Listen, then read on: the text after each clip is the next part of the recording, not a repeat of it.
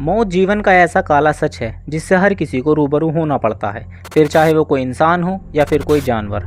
लेकिन क्या हो अगर किसी के मरने के कई साल बाद भी उसको जिंदा किया जा सके। इस टॉपिक पर विज्ञान का तर्क है कि ऐसा कर पाना पॉसिबल है। आपको बता दें कि इसके लिए अमेरिका की एक कंपनी ने बाकायदा प्लान लॉन्च किया है।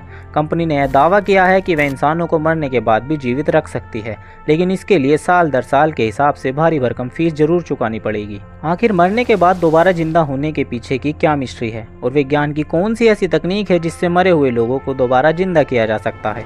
साथ ही इस तकनीक से अब तक किस किस को जिंदा किया जा चुका है, ये सब कुछ हम इस वीडियो में बताएंगे, तो वीडियो को लास्ट तक जरूर देखना। वीडियो बहुत इंटरेस्टिंग होने वाली है, तो ऐसे ही इंटरेस्टिंग वीडियोस देखने के लिए हमारे चैनल को सब्सक्राइब करके साथ ही नोटिफिकेशन बेल को भी ऑन कर लें, जिससे ऐसे ही वीडियोस आप देख सकें।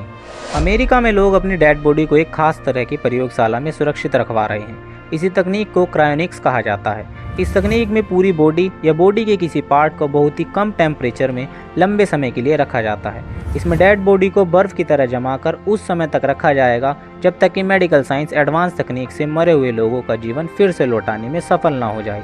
क्रायोनिक्स तकनीक एक सिद्धांत पर आधारित है। यह प्रक्रिया ब्रेन को रिजर्व करके उसे जमे होने पर उस इंसान की मेमोरीज और पर्सनैलिटी को बनाए रख सकती है।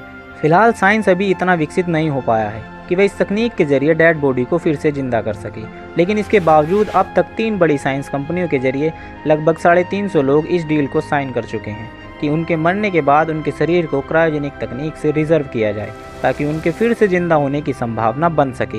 हालांकि ये केवल एक संभावना के तहत किया गया है। यह तकनीक आज से नहीं बल्कि काफ़ी पहले से चर्चा में है। क्रायोनिक प्रक्रिया के तौर पर लोग इसके बारे में जानते भी हैं। इसके तहत पहला शरीर जो क्रायोनिक पद्धति से गुजरा था वह 1967 में संरक्षित किया गया था। आपको बता दें कि जेम्स हिराम बेडफोर्ड, जो कैलिफोर्निया विश्वविद्यालय में एक मनोवैज्ञानिक के प्रोफेसर थे, वे पहले व्यक्ति हैं जिनकी बॉडी को लीगल डेथ के बाद क्रायो प्रिजर्व किया गया था और आज भी एल्कोर लाइफ एक्सटेंशन फाउंडेशन में रिजर्व है।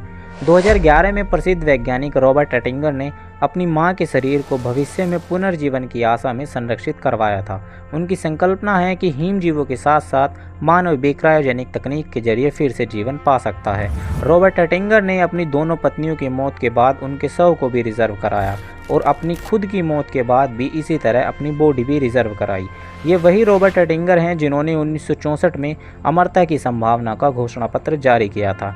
द प्रोस्पेक्ट ऑफ इमॉर्टलिटी नामक इस घोषणा पत्र में क्रायोजेनिक तकनीक के जरिए मानव के फिर से जीवन पाने की संभावनाओं पर पूरी थ्योरी लिखी गई थी।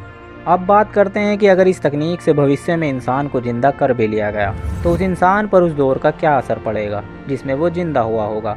मान लीजिए कि क्रायो प्रिजर्वेशन की वजह से कुछ लोग आगे चलकर जिंदा हो जाते हैं, तो उनके पास उस दौर में लोगों को सुनाने के लिए सिर्फ कहानियां ही नहीं होंगी, मगर उन्हें एक अजनबी दौर में अजनबियों के बीच अपनी ज़िंदगी की इमारत फिर से खड़ी करने की कड़ी चुनौती भी होगी।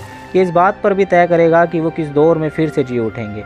उस टाइम पर समाज की हालत कैसी होगी, जिंदा होने वाले इंसान का तजुर्बा कैसा होगा, ये इस बात पर निर्भर करेगा कि वो मरने या जमा दिए जाने के कितने टाइम बाद फिर से जी उठेगा। कुछ लोग कहते हैं कि इसमें 30 से 40 साल लगेंगे। हो सकता है कि इतने वक्त बाद उस इंसान के जिंदा होने पर उसके पोते पोते ही उसके स्वागत के लिए खड़े हों, लेकिन अगर फिर से जिंदा होने में 100 साल या इससे ज़्यादा टाइम लगे तो कम से कम परिजन और रिश्तेदार तो उस शख्स को भूल चुके होंगे। इन सवालों के जवाब अभी तक कोरी कल्पना ही हैं।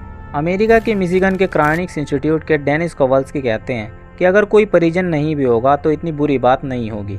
डेनिस कहते हैं कि आप किसी विमान से कहीं जा रहे हों जिसमें आपके सारे परिजन रिश्तेदार हों, विमान हादसे में सारे के सारे मारे जाएं सिवा आपके, तो क्या आप खुदकुशी कर लेंगे? नहीं ना, आप अपनी ज़िंदगी को फिर से पटरी पर लाने की कोशिश करेंगे। तो ऐसा ही क्रायो प्रिजर्वेशन से फिर से जिंदा हुए लोग भी करेंगे। नए दोस्त बनाएंगे, नया घर बसाएंगे, परिवार बढ़ाएंगे। कुछ जानकार कहते हैं कि अगर ऐसे मर चुके लोग फिर से जिंदा होंगे तो उनके पास कुछ नहीं होगा, तो उन्हें दूसरों की मदद की ज़रूरत होगी। हालांकि सवाल वही कि उनकी मदद करेगा कौन। अमर होना बड़ी चुनौती भी बन जाएगा। फिर से जिंदा हुए दिमाग का मतलब है कि मौत को हरा दिया जाना। मौत इंसानों के अस्तित्व का अहम हिस्सा है। उसको मात देना नए सिरे से नए तरह के सवाल खड़े करेगा।